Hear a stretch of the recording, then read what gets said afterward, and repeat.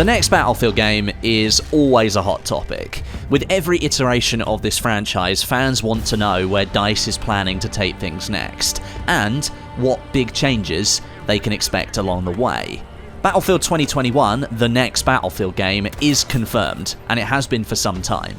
Several months ago, EA announced during one of their quarterly earnings calls that the game is being worked on by DICE and it would launch in financial year 2022. That starts in April 2021 and ends in March 2022. The likely release date for the game is between October or November 2021, catching that rush towards the holiday season and, of course, maximising the impact of the game on players out there. However, with the current world health crisis going on and all of the issues that that's causing, Battlefield 2021 could end up being delayed. Currently, Battlefield 5, the active Battlefield game on the market, that's experiencing its own set of delays. The DICE team working on the project have moved from working in the studio to their homes, remotely working on the game and building new content, and that has already introduced some complications. The initial news was that DICE felt it was likely they would need to extend the timeframes that their patches and updates would be delivered in, and then just a couple of weeks later they actually confirmed that the next update scheduled to release in April was being completely cancelled, with all of the changes, the fixes and the new content being rolled into an update slated for a May release. Now, we're only a few months into this COVID-19 crisis, and unfortunately it's set to continue for quite some time. It's going to cause issues with normal operation of many things for months to come.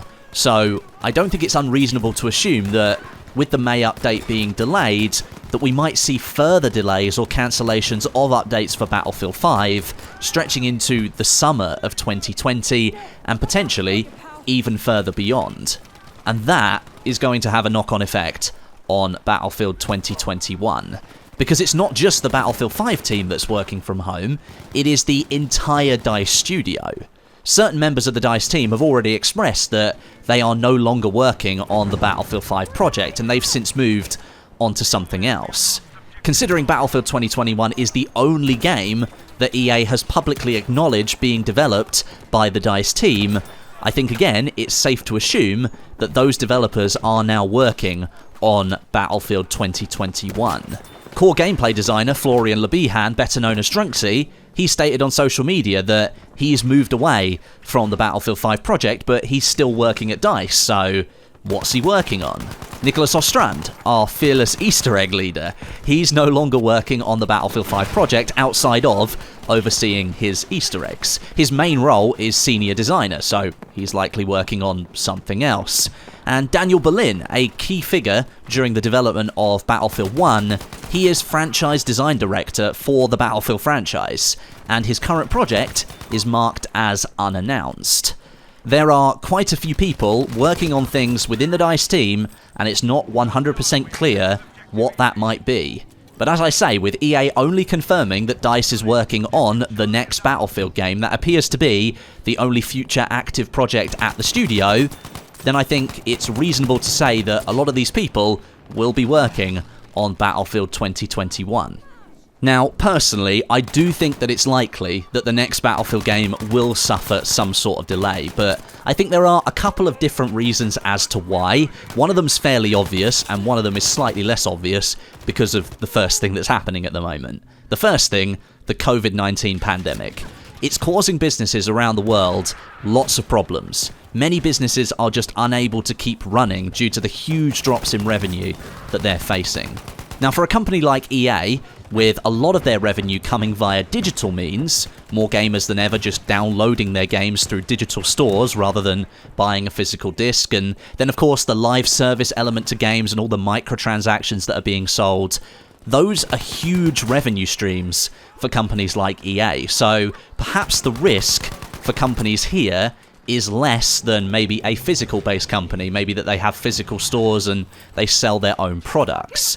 And I think this lesser risk is likely what has enabled DICE to move from working in the studio to working at home. Of course, there's a physical barrier there. They're no longer working together as a team, but I haven't heard of anybody being laid off because of this, so the risk appears to have been minimal for EA.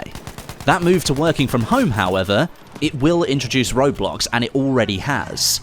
How do you conduct playtests of your in-progress development game if you aren't all connected to an internal network where it's relatively quick and easy to fire up the latest build of your game and playtest it on a bunch of PCs? And then how do you test the console versions of your in-progress game?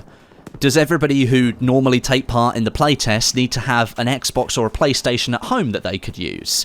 With everybody being so far apart, it's not simple to conduct this kind of work and testing. And I'm not a game developer, so I don't really know how this works, but even at a very general level here, I think it's easy to see where some problems could arise. And especially during these earlier stages of development, it can be really important to test things to make sure you're going in the right direction. And of course, that's going to be harder at the moment. And also, teams of developers who are working collaboratively on features for this next Battlefield game, how do they easily continue working on the same path together? You can't just swing your desk chair around and ask the person next to you what they think you're working on or what they think of something you've designed, because they're not there anymore. You're at home. You're on your own. The amount of time that it takes to complete this stuff is going to be much longer than it would be otherwise, and that, of course, slows down the general development. And then secondly, another reason why this game might be delayed, I'm pretty certain that considerations around the launch and the subsequent performance of Battlefield 5, both financially and in terms of general game stability, that those considerations will have been taken by DICE and EA when they were trying to decide where to place the next launch window for a Battlefield title. Now, I don't want to harp on about all of the issues individually that we've had with Battlefield 5, because we'd actually be here until the launch of Battlefield 2021 discussing them.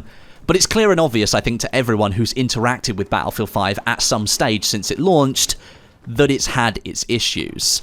Image issues the moment it was revealed, performance issues from the moment the game was shown in alpha stage, performance issues again when it launched, when it was riddled with bugs. Then we had content issues at launch where it was extremely light compared to previous titles in the franchise. And then through the live service, where content delivery, it's been sporadic and very unpredictable. The whole Battlefield 5 project, as I said in my video the other day, it's been rushed from the start. Battlefield 4, it suffered a similar fate, but in that case, DICE managed to bring the game back from the brink, and they produced something rather excellent in the end. But the same can't be said for Battlefield 5, it's still missing basic core features, and it's still suffering from endless bugs and issues as well. DICE and EA, they can't afford for the next Battlefield title in the franchise to perform anything like Battlefield 5 has. It is a similar situation, really, before Battlefield 1 was revealed. At that point, DICE again couldn't afford to repeat their mistakes from Battlefield 4.